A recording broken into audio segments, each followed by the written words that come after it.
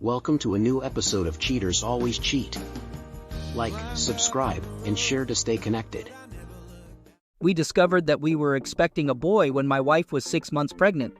We had a baby shower and bought all the essentials for new parents. We already had a 5-year-old son, so we could repurpose some of his stuff. When she went into labor, I was right there with her. This wasn't my first rodeo, as I had been there 5 years prior.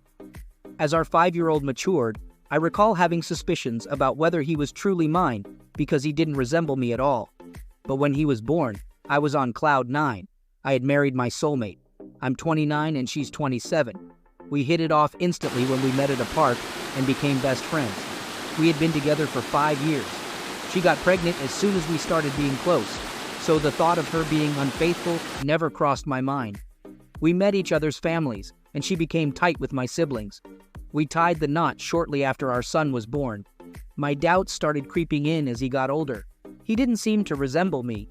The older he got, the more I noticed how different he looked compared to what I imagined my child would look like.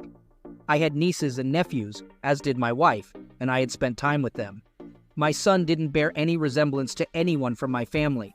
His facial features were distinct, not what I'd expect from either my side or my wife's lineage.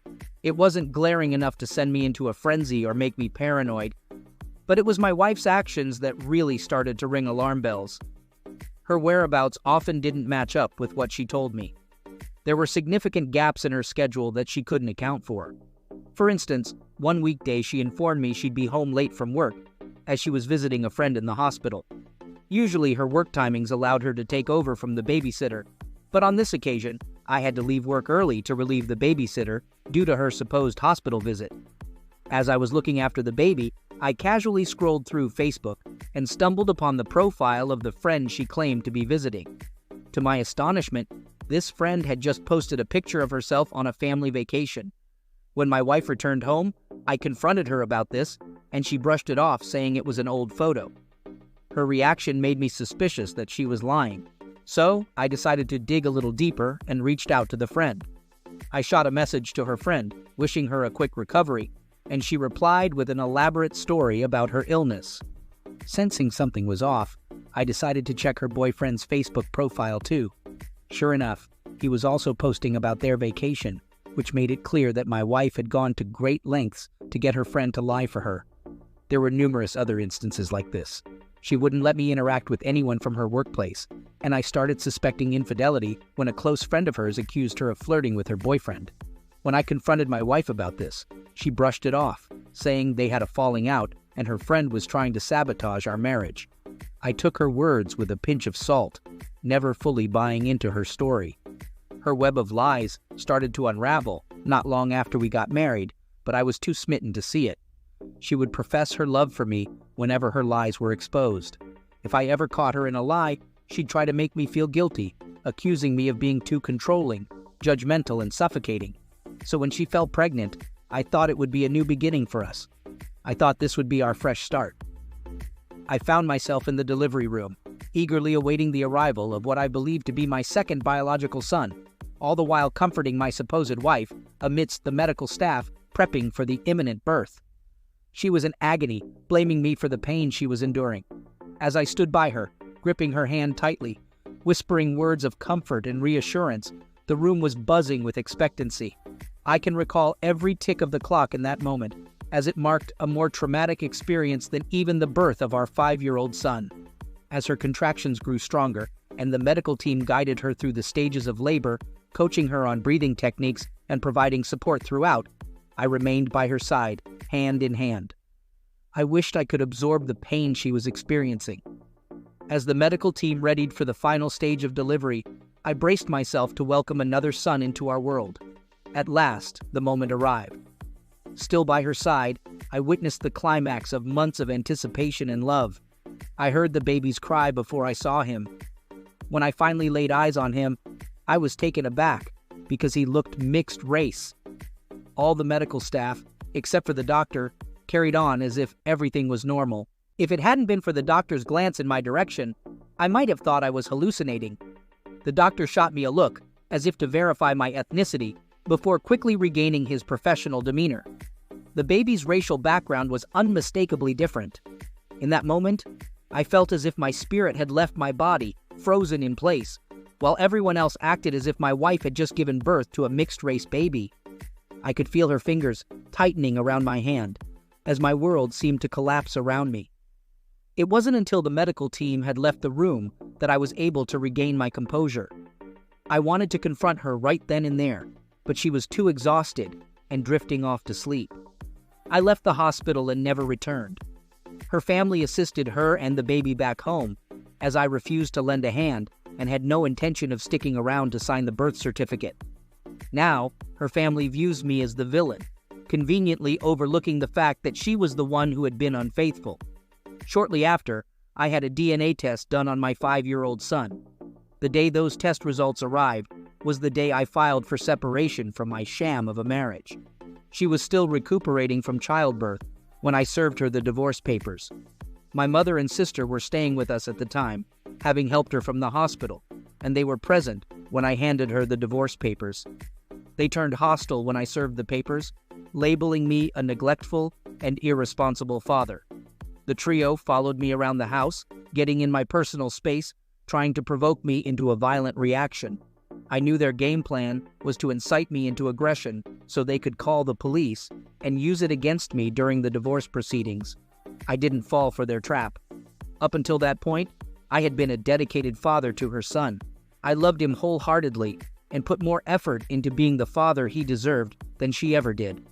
Now, though, when I look at him, I'm filled with resentment. Resentment towards the woman I spent 5 years with, and resentment towards myself for not trusting my gut instincts. I feel like I've squandered 5 years of my life. Everything I've worked for is gone, and the emotional impact is even more devastating. I've been labeled a monster by several people for abandoning my son like that. I essentially left with a few pieces of clothing and took up residence in a long-term stay hotel. I plan to stay there until I find an apartment and move some of my belongings, but I intend to leave all my furniture with her. Furthermore, she had a hand in acquiring some of it. I'd rather she keep it. I don't want any remnants of my past life to remind me of her. Even when I was at the hotel and she had no clue about my whereabouts, she still made several attempts to guilt-trip me into returning to her. She would have our 5-year-old son call me at odd hours of the night, crying and pleading for his dad to come back home, employing all sorts of manipulative strategies to torment me as if she hadn't done enough already. Then she'd turn around and tell me how much harm I'm causing the family. In every conversation where he's mentioned, both online and in person, I'm criticized and shamed. Despite the fact that I'm not the boy's biological father, they say I'm his dad.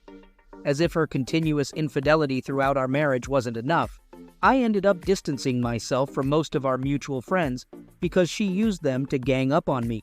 They labeled me a horrible person for abandoning the child like that, as if they expected me to continue being fooled despite the hardship.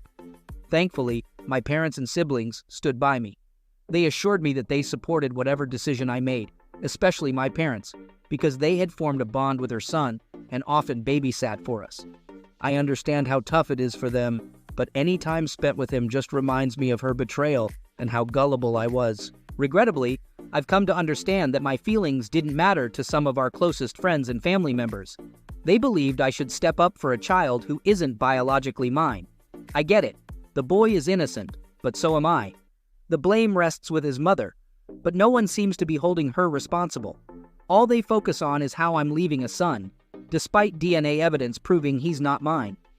I understand that the man he's known as his father his entire life just up and left.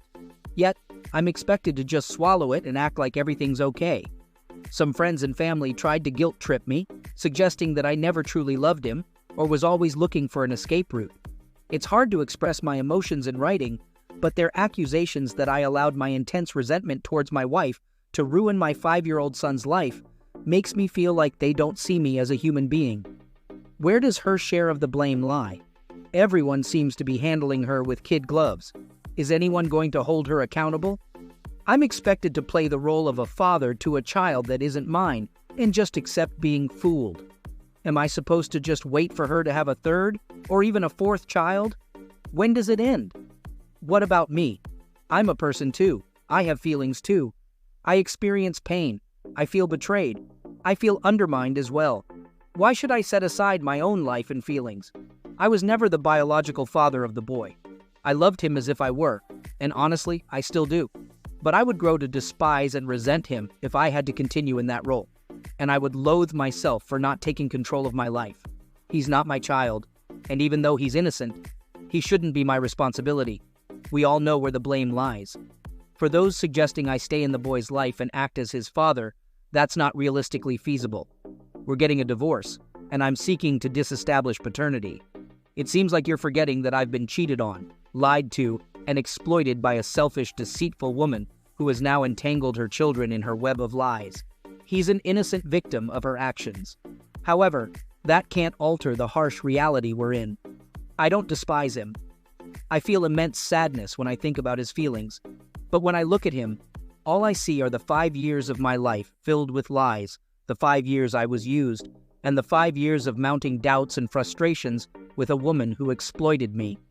There's no way I can set aside my resentment to try and be a part of his life, because the life I thought I had with him was nothing more than a charade orchestrated by his mother. This is the harsh truth I'm grappling with, and I can't, in all honesty, subject either myself or him to this any longer. She knows who the real father is, so why isn't everyone pushing her to seek him out?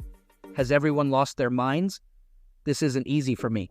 I can't explain to him why I'm currently seeking to disestablish paternity, because she would have me paying child support as a way to keep me entangled in his life.